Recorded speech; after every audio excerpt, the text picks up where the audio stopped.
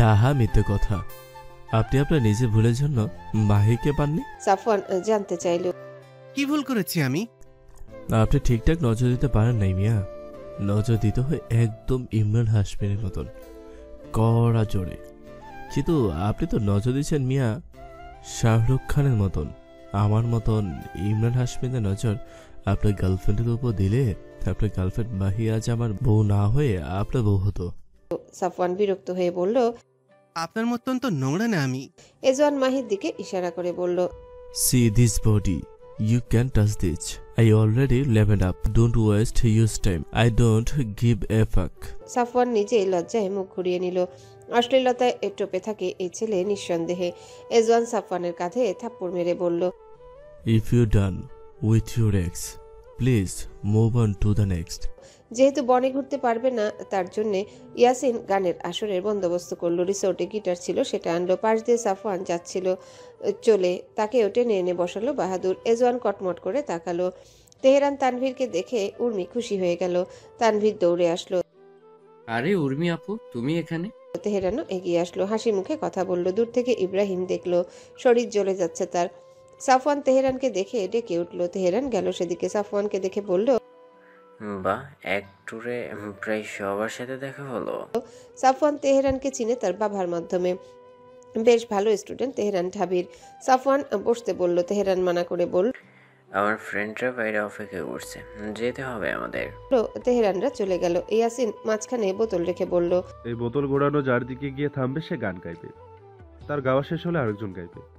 বোতল ঘোরানো শুরু হলো। প্রথম ঘোরানোতে গিয়ে পড়ল ইমনের দিকে। ইমন এসব খেলবে না বললেও ইয়াসিন টেনে নিয়ে এসেছিল। ইমন শুধু ঘরকুনো হয়ে থাকে। ইমন কি গাইবে ভাবতে লাগলো।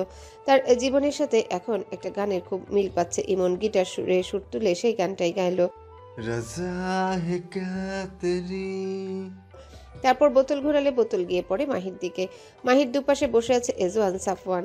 দুজনই তার মুখের দিকে তাকিয়ে আছে। কি গান গাইবে মাথায় তো আসছে না গান। হুট করে শাবনূরের একটা গান মনে আসতে মাহি সেটা গাইতে শুরু করলো।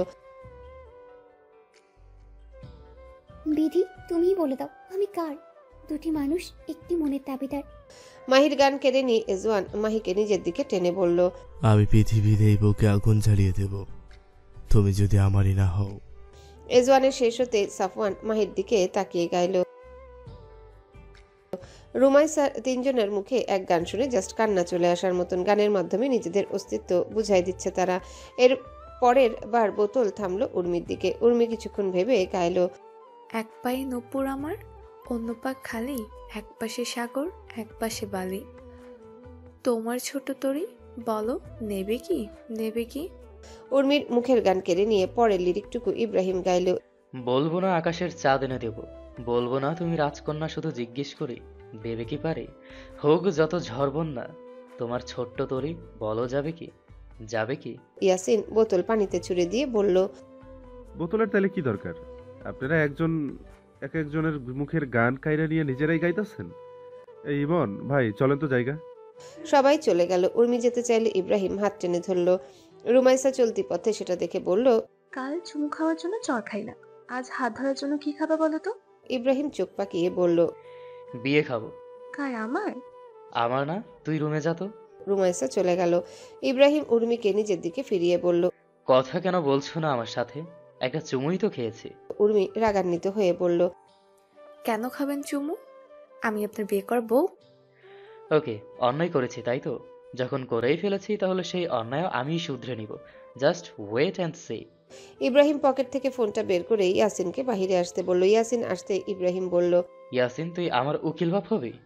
ইব্রাহিমের কথা ইয়াসিন ভরকে গেল। উকিল বাপ মানে? আমি বিয়ে করব এখন, তুই আমার আর উর্মির উকিল বাপ হবি। ইয়াসিন দুজনের দিকে সরু চোখে তাকিয়ে বলল, আপনি এই খালাম্মাকে বিয়ে করবেন? উর্মি তেরে আসতে নিলে ইব্রাহিমের হাতের জন্য আসতে পারে না। হ্যাঁ, বিয়ে করবো তোর খালাম্মাকে, তাই তোর উকিল বাপ হওয়া বাঞ্ছনীয়। তোর ভাই কি কন ভাই? বাইদিকা সোজা রকেটের গতিতে বাপ? না ভাই, এত সুন্দর একটা মাইয়ার উকিল বাপ হতে পারবো না আমি। পারলে কেন আমার বিয়ের সাক্ষী হই আমি? আমারে তো সোলেমান ভাই বিয়ে করতে দিল না, অথচ আপনারা এক একজন বিয়ে করে সংসার করে ফেলতেছেন। পাষাণ স্বার্থপর লোক আপনারা। আমার দুঃখ বোঝেন না। আপনারা বউ লইয়া ঘুরেন আর আমার খারাপ লাগে না বুঝি? আমারও একটা বিয়ে দিয়ে দিলে কি হয়? আচ্ছা যা, তোর বিয়ে আমি ধুমধাম করে দিব। এখন চল। এদিকে উর্মি বারবার হাত ছাড়ানোর চেষ্টা করছে, বলছে সে বিয়ে করবে না, কিন্তু ইব্রাহিম শুনছে না, বলছে আমি নয় অন্যায় করেছি, তোমায় অপবিত্র করেছি। চলো পবিত্র করি এখন।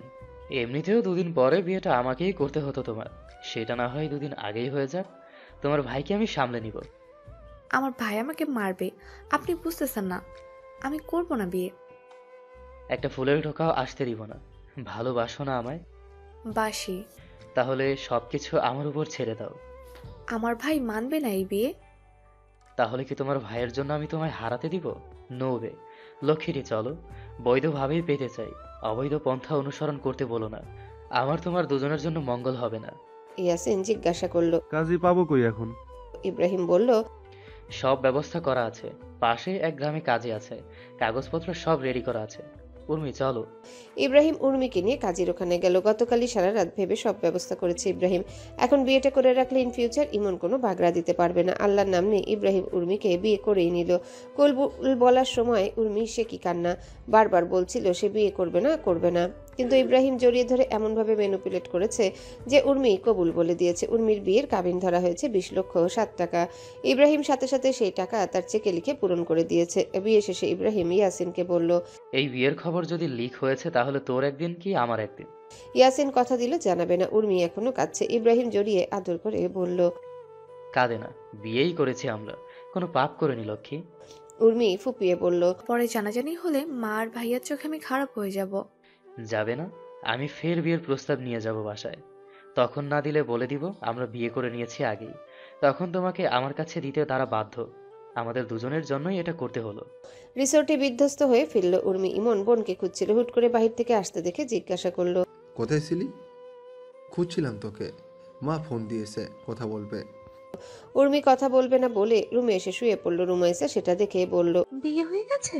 উর্মি চমকালো। আমি জানি, গতকাল রাতেই ভাইয়া ফোনে সব বন্দোবস্ত করতে বলেছিল। তখনই শুনেছি ইব্রাহিম ভাইয়া অনেক ভালো, তোমাকে অখুশি তিনি রাখবে না। আমার ভাইয়ারা বউ আদরে বেস্ট। আমাকে বললে না কেন? ভালোবাসো তো আমার ভাইকে? তাহলে সব ভাইয়ার উপর ছেড়ে দাও, তোমার ভাইয়াকে ঠিক মানিয়ে নেবে আমার ভাইয়া।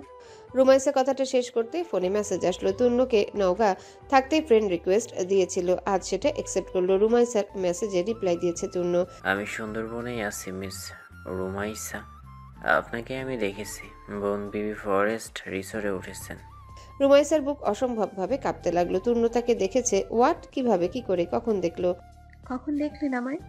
কোনো এক বিকেলে।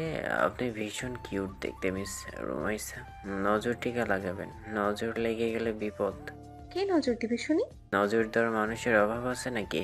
ভুলে আমিও তো দিতে পারি, তখন কি হবে? কি হবে? বিয়ের ভূত মাথায় উঠবে, মনে হবে এই মেয়েটাকে আমার বউ না করলে ভীষণ ক্ষতি হবে আমার। রুমাইসা লজ্জা পেতে লাগলো। ফ্লার্ট করছেন আমার সাথে? মোটেও ফ্লার্ট করার মতো ছেলে আমি নই। তাহলে এইসব বলছেন কেন? মন বললো তরুণ, বলে দাও, তাই বলে দিলাম। বাই দ্য ওয়ে, বয়ফ্রেন্ড আছে আপনার? থাকলে কি করবেন শুনি? আপনাকে ব্লক করে দিব হৃদয় থেকে। নেই। তাহলে গুড। কিসের জন্য? ফিউচারের জন্য। আমি আপনাকে দেখিনি। দেখাটা মুখ্য বিষয় নয়, এইটুকু বলতে পারি আমি যথেষ্ট হ্যান্ডসাম, ড্যাশিং, পিওর, লয়াল একটা ছেলে। আপনি পেলে জিতবেন, হারবেন না। আপনি হারা জেতাতে চলে গেলেন বাই এনি চান্স? আপনি কি আমায় পছন্দ করেন? করে ফেললাম তো পছন্দ। আমার বিশ্বাস হচ্ছে না। তাহলে বিশ্বাস করার মতো কাজ করছি। নিউজ ফিডে চোখ রাখুন মিস রুমাইসা, প্রুফ পেয়ে যাবেন। 1 মিনিটের মাথায় তুন্নর আইডি থেকে একটা পোস্ট করা হলো একটা ছবিটা এমন, কোনো এক সাগরের ধারে বালুতে রুমাইসার নাম লিখে তার পাশে উল্টো ঘুরে বসে আছে আবছা অন্ধকার। ছবির ক্যাপশনে লেখা, will you be my Mrs Miss Rumaisa Sultana. Like কমেন্টের বন্যা বয়ে গেল সেই পোস্ট জুড়ে। শত শত কমেন্ট মেয়েদের, এক একজন কান্না করে দিচ্ছে, বলছে তুন্ন তুমি শুধু আমার, কে এই মেয়ে, কাকে বউ বানাতে চাইছো? কেউ কেউ লিখেছে ভাইয়া ভাবিকে দেখতে চাই, এত সুন্দর করে প্রপোজ করছে, না করতেই পারবে না, কে সে ভাগ্যবতী রমণী। অল আইজ অন তুর্নস পোস্ট। আরও কত শত কমেন্ট। রুমাইসার মনে হচ্ছে এটা কোনো স্বপ্ন। হাত পা অস্বাভাবিকভাবে কাঁপছে, বিশ্বাস হচ্ছে না। সাথে সাথে মেসেজ আসলো, তুন্নু পাঠিয়েছে। বিশ্বাস হলো ম্যাডাম? রুমাইসা ছোট্ট করে লিখলো, কোনো ট্র্যাপ নয় তো আবার? আপনার মনে হয় এমপির বোনকে আমি ট্রাপে ফেলবো?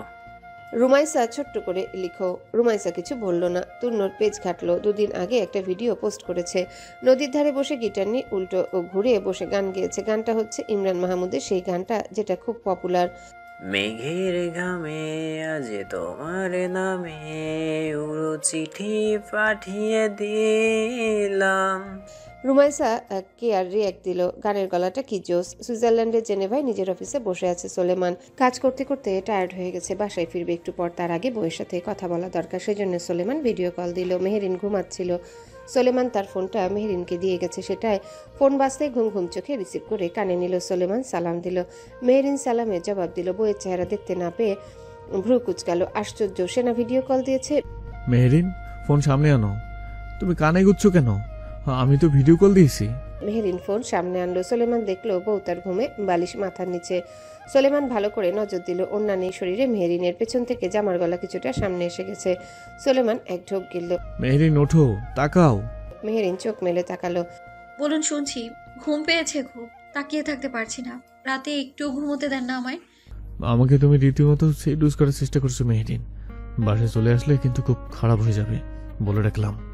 মেহেরিনের কপালে 2 ভাঁজ পড়ল। কি করেছি কি আমি? নিজের দিকে তাকাও। ঠিক নেই তুমি, আমাকে ঠিক থাকতে দিচ্ছ না। ইচ্ছা করছে। মেহেরিন নিজের দিকে তাকালো। তড়িঘড়ি করে ওন্না নিয়ে সোলেমানকে থামিয়ে দিয়ে বলল, চুপ, একদম চুপ। আপনাকে সিডিউস করার ইন্টেনশন আমার একদমই নেই। তার তো প্রয়োজন হয় না। তোমাকে ভালোভাবে দেখলে আমি ছিটুস হয়ে যাই, সেখানে এইভাবে দেখলে তো আরো হয়ে যাই। অসভ্য লোক, কি জন্য ফোন দিয়েছেন? রেডি হয়ে থেকো। কেন? ঘুরবো তোমায় নিয়ে। না, আমি ঘুমাবো। Okay fine. আমি বাসায় আসতে যতটুকু সময় লাগে জাস্ট অতটুকুই ঘুমতে পারবে। এরপর আমি এসে তোমার ঘুমটাকে আর একটু হালকা করার দায়িত্ব নিচ্ছি। জান, দেখা হচ্ছে আমাদের। মেহেরিন এই না বলতে যাবে তার আগে সোলেমান ফোন কেটে দিল। লুকা দরজা ঠেলে ভেতরে আসলো। লুকা আজকাল মনস্টারকে খোঁজার জন্য বেশ এদিক ওদিক এর ওর পেছন ঘুরছে। সোলেমান জিজ্ঞাসা করলো, খোঁজ পেলে মনস্টারের? লুকা মন খারাপ করে বলল, না। কেন? তাকে ধরার জন্য কোনো ক্লু নেই, তাকে কেউ দেখেনি।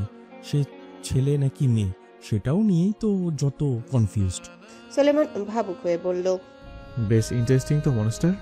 তা আর বলতে, এর এই বুদ্ধি কোনো ভালো কাজে ব্যবহার করা হন নিশ্চিত কোনো দেশের প্রধানমন্ত্রী হয়ে যেত। তুমি সামান্য কিছু টাকার জন্য লাইফ রিস্ক নিচ্ছিলে কেন লুকা? এর চেয়ে তুমি তোমার বউকে 4 দিনের জন্য আমার বাসায় রেখো, ডবল টাকা দিব আমি। লুকার শ্বাস আটকে আসার মতো অবস্থা হলো। চোখ বড় বড় করে তাকালো। ছি, স্যার তাকে কুপ্রস্তাব দিচ্ছে। স্যারের থেকে এটা আশা করেনি লুকা। তার বউ থাকতেও সে লুকার বউ চাচ্ছে। লুকা মুইকি হনু টাইপের একটা আত্মমর্যাদার হিরো ভাইব নিয়ে বলল, ছি স্যার, ছি। আমি ভাবতেও পারিনি আপনি এতটা নিচু মন মানসিকতার মানুষ।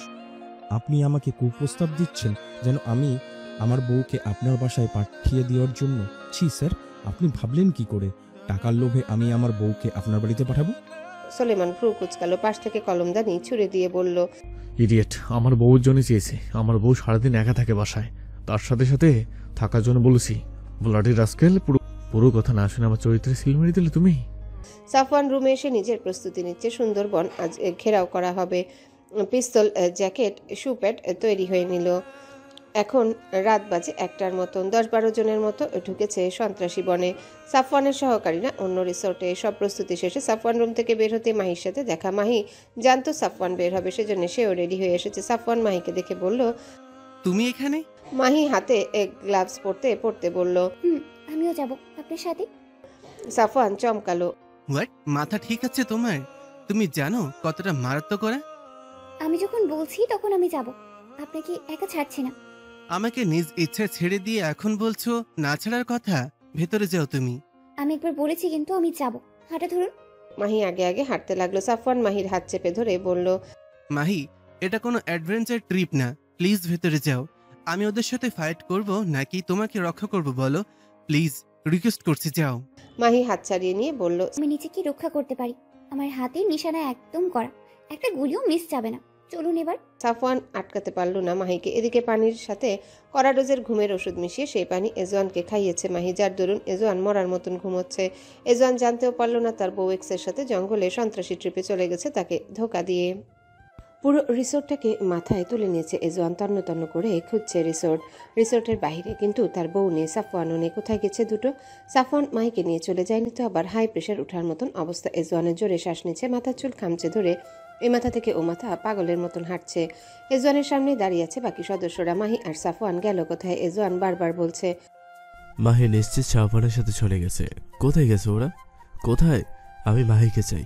ইব্রাহিম ভাই, আমার মাহিকে চাই। মাহিকে না পেলে কি তো আমি সব তছনছ করে দেব। সাফওয়ানকে বলো আমার বউকে দিয়ে যেতে, তা না হলে কসম করে আমি জ্যান্ত ঘিরে রাখবো মাটির নিচে। ফোনে পাওয়া যাচ্ছে না কাউকে। মাহির ফোন রিসোর্টে, সাফওয়ানের ফোন সুইচ অফ। কোথায় খুঁজবে এখন এদের? ঠিক সেই সময় এক লোক রিসোর্টের গেটে দিয়ে দৌড়ে এসে হাঁপাতে হাঁপাতে বলল, মাহি ম্যাডামকে খুঁজে পাওয়া যাচ্ছে না। এজওয়ান বিরক্ত হয়ে বলল, আমি কি অজানা শালার বাচ্চা? নিউ কিছু বল, কোথায় পাবো বউ আমি? সিআইডি আশরাফ ভড়কে গেল শালা সম্বোধন শুনে।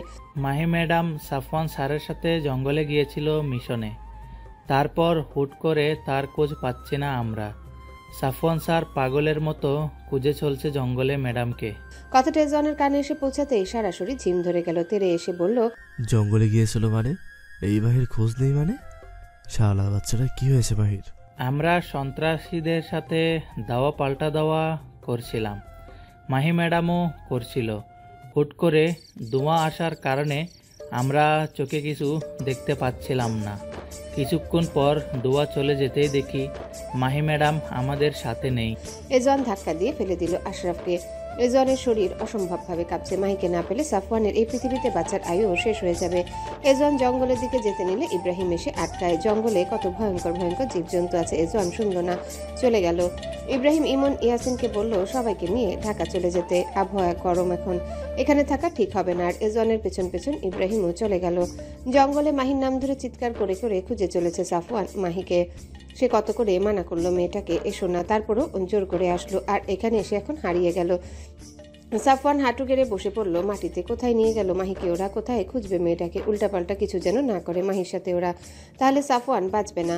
আকস্মিক কেউ এসে সাফওয়ানের কলার চেপে ধরে মাটিতে শুয়ে তার উপর চেপে বসলো। সাফওয়ান তাকিয়ে দেখলো রক্তাক্ত চাহনি নিয়ে তার দিকে তাকিয়ে আছে এজওয়ান। এজওয়ান সাফওয়ানের কলার চেপে ধরে ঝাঁকিয়ে বলল, তোর যদি ক্ষমতাই না থাকে মাহিকে কন্ট্রোল করার, তাহলে কেন নিয়ে আসলি মাহিকে? আমার কাছে থাকা অবস্থায় তো কেউ কখনো মাইকে নিয়ে যাওয়ার মতো দূরে থাক স্পর্শটাও করতে পারেনি, তাহলে তোর বেলায় কেন উল্টোটা হলো? তুই কেন আগলে রাখতে পারলি না মাইকে? বল, কেন পারলি না?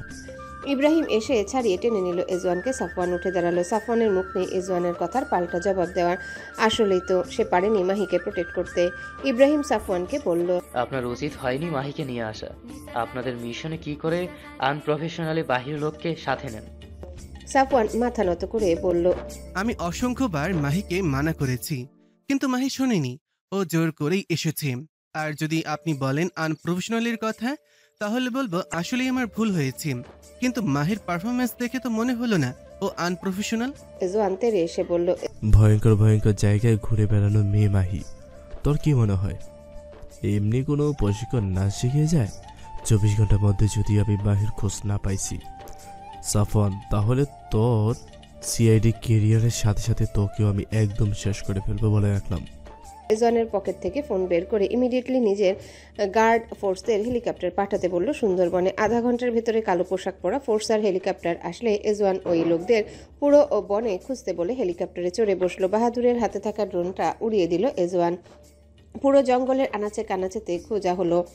ড্রোন রিলে জ্যাম হলো, ঘন পাতায় সিগন্যাল হারাচ্ছে। বাহাদুর বলছে, ড্রোনের ক্যামেরা সিগন্যাল ড্রপ করছে, পাল্লার নিচে সারফেস ইন্টারফিয়ারেন্স। তারা খুঁজলো নদীর পার, ভাঙা নৌকা, জোয়ারঘাট, পুরনো মেঘলার মাঝ, ছায়াযুক্ত ছোপ জঙ্গলে। একদল বিশ্লেষণ করলো আগুনের ছাই, কোথাও কোনো অগ্নিসংযোগের চিহ্ন, অল্প কিছু পোড়া কাঠ। এজওয়ানের ধারণা ওরা এই জঙ্গলেই নেই। হেলিকপ্টার ঘুরে এলো খুলনা সাতক্ষীরা মেন রোডে। বনের বাহিরে যেতে হলে এই রাস্তাতেই ওদের আসতে হবে। এজওয়ান আশেপাশে তাকিয়ে দেখলো সিসিটিভি আছে কিনা। না, নেই। এজওয়ান কনফিউজড, ওরা ডানে গেছে নাকি বামে গেছে। এজওয়ান ফের পকেট থেকে ফোন বের করে সুন্দরবনের আন্ডারে থাকা পুলিশ, সিআইডি, আর্মি সবগুলোকে খবর দিয়ে বলল তার বউয়ের নিখোঁজ হওয়ার বিষয়টা, তারা যেন তার বউকে যত দ্রুত সম্ভব খুঁজে বের করে। এমপির ভাই পাওয়ারফুল লোক, পুলিশ আর্মি সব নেমে পড়ল। ঢাকা, খুলনা, সাতক্ষীরা একটা সাইড থেকে সব জায়গায় রেডিও ট্রিরে নির্দেশ দিচ্ছে। কিন্তু সুন্দরবন জঙ্গল সোজা রাস্তা নয়, নোংরা কাদামাটি, জোয়ার ভাটা, ছোট ছোট খাল আর কাঁটাতার। সেনাবাহিনী টহল দল হাঁটছে। এজওয়ান মেন রোডে গাড়ির চাকার ছোপ দেখতে পেল। গাড়ির টায়ারে ছাপ দেখে অনুমান করলো এটা কোনো টয়োটা এক্সিও গাড়ি হবে।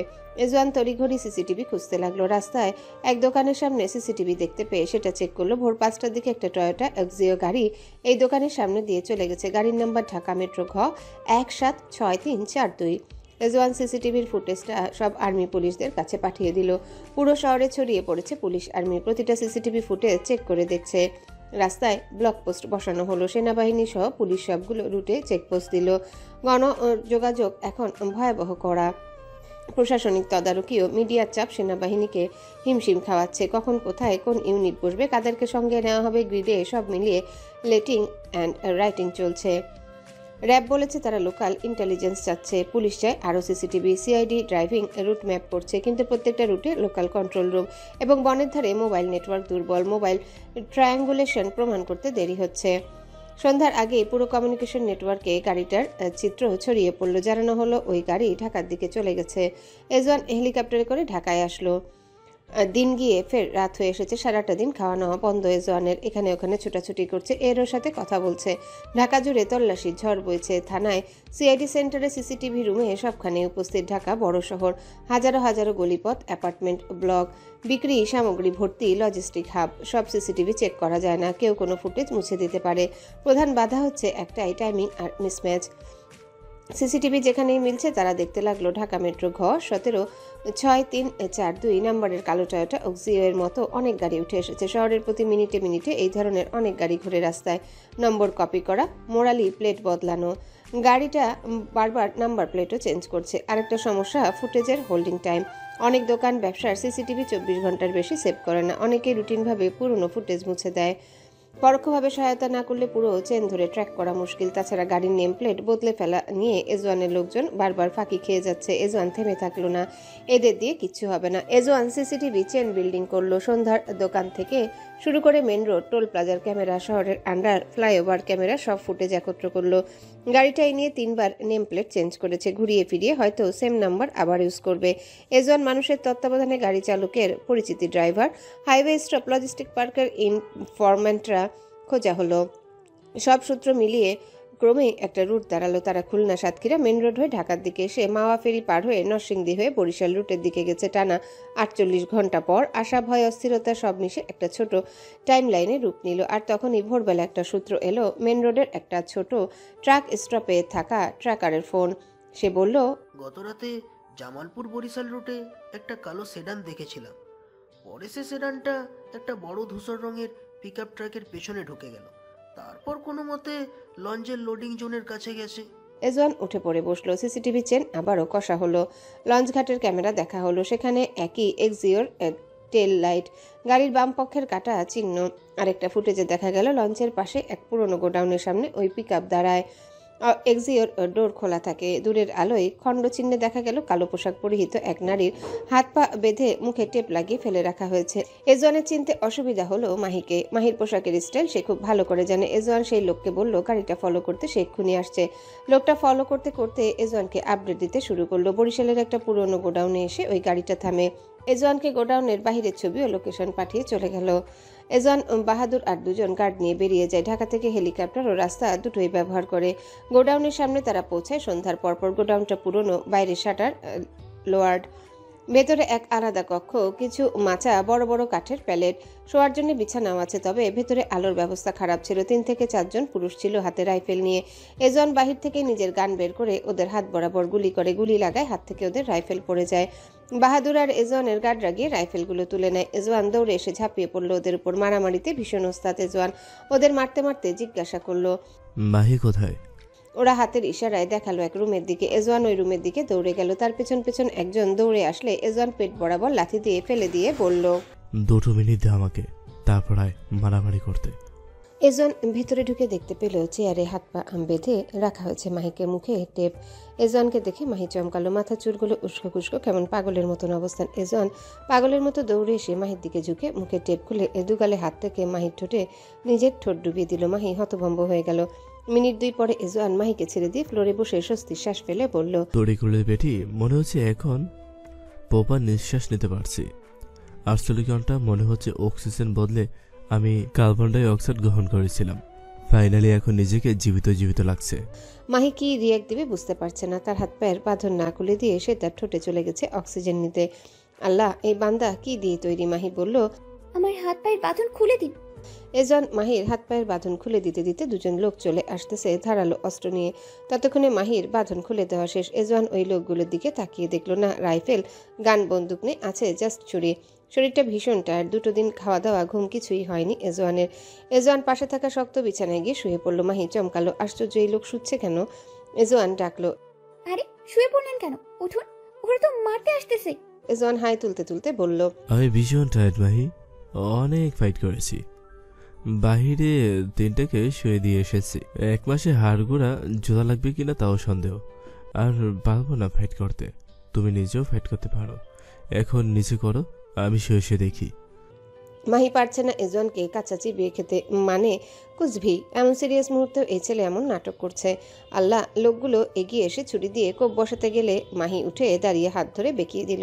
পাশের জনের পেট বরাবর লাথি মেরে নাকে মুখে ক্রমাগত ঘুষি মারতে লাগলো। এজওয়ান গালে হাত ঠেকে বইয়ের ফাইট দেখছে আর হাতে তালি দিয়ে বলছে, ওয়াও, কি ফাইট, নাইস, অ্যামেজিং মিসেস সুলতান।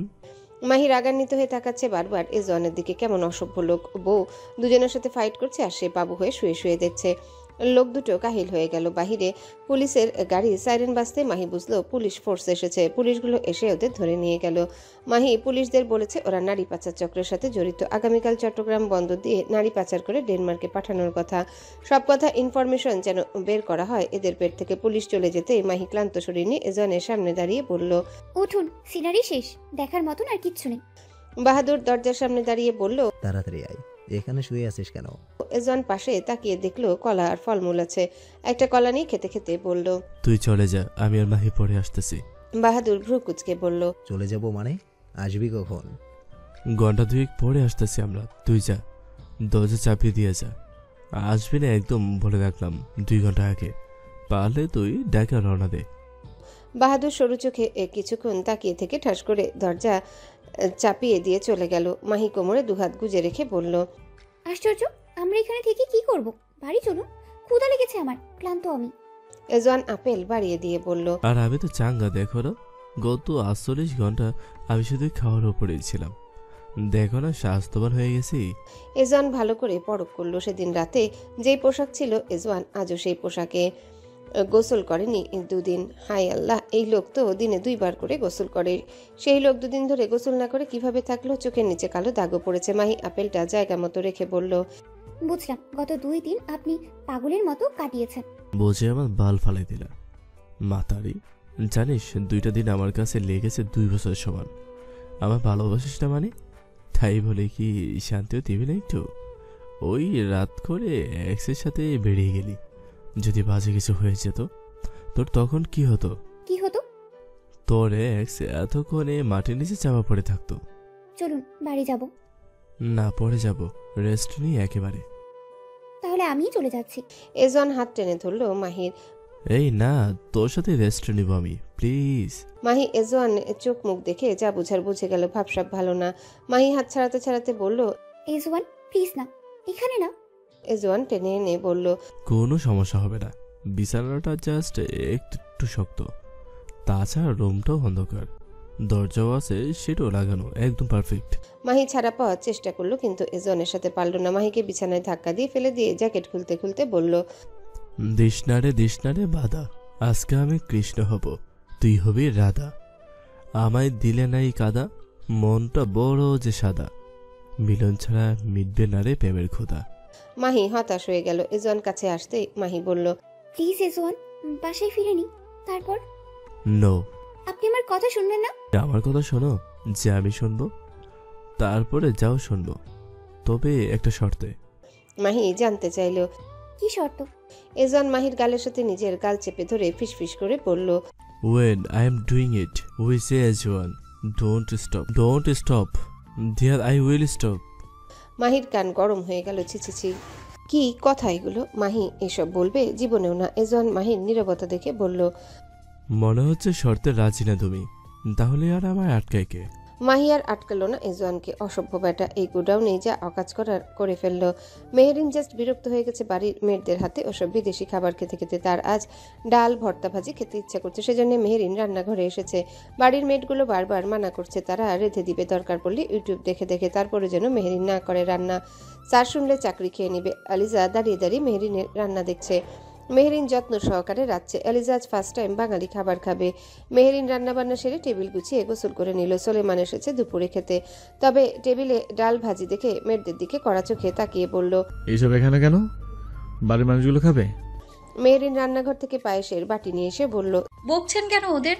আমি রেঁধেছি। আসার পর থেকেই আপনার বাড়ি মেয়েদের হাতের রান্না খেতে খেতে তিক্ত হয়ে গিয়েছি আমি। এসব খেতে ইচ্ছে করছিল খুব। সোলেমান চুপ হয়ে গেল। ভদ্র ছেলের মতো চেয়ার টেনে বসলো। এলিজাও বসলো। মেহেরিন খাবার বেড়ে দিয়ে নিজেও খেতে বসলো। এলিজা ফার্স্ট টাইম মেহেরিনের হাতের রান্না, তা আবার বাঙালি রান্না খেয়ে অনেক প্রশংসা করলো। এও বলল তাকে যেন শিখিয়ে দেওয়া হয় রান্না, মেহেরিন শেখাবে বলল। সোলেমান চুপচাপ খাবার খেয়ে রুমে গেল। ডাল ভর্তা দিয়ে ভাত খাওয়া যায় নাকি? তারপরেও খেলো সোলেমান। না খেলে লাদা বউ গুস্সা করবে। বউ আজকাল ভালোই গুস্সা করতে শিখে গেছে। খাওয়া দাওয়া শেষে লুকা এসে নিয়ে গেল এলিজাকে। মেহেরিন রুমে আসতে দেখলো সোলেমান সিগারেটে টান দিচ্ছে আর ফোনে কথা বলছে। সোলেমান বাসার সুলতানকে জিজ্ঞাসা করছে মাহির খোঁজ পেয়েছে কিনা। বাসার সুলতান জানালো পেয়েছে খোঁজ। সোলেমান বিরক্তির সহিত বলল, সুলতান বাড়ির বউদের এরকম ব্যাপার শোভা পায় না চাচা। ওর কি দরকার ছিল ওভাবে চলে যাওয়ার? ও প্রশাসনের লোক না তো, তাহলে এত পাগনামি করতে কে বলে? হ্যালো বন্ধুরা, পরবর্তী পার্ট খুব তাড়াতাড়ি আসবে, তো সবাই অপেক্ষায় থাকো। আর চ্যানেলটি যারা এখনো সাবস্ক্রাইব করোনি তারা পরবর্তী পার্ট দেখার জন্য চ্যানেলটি সাবস্ক্রাইব করে রেখো। ধন্যবাদ সবাইকে, আমাদের সাথেই থেকো।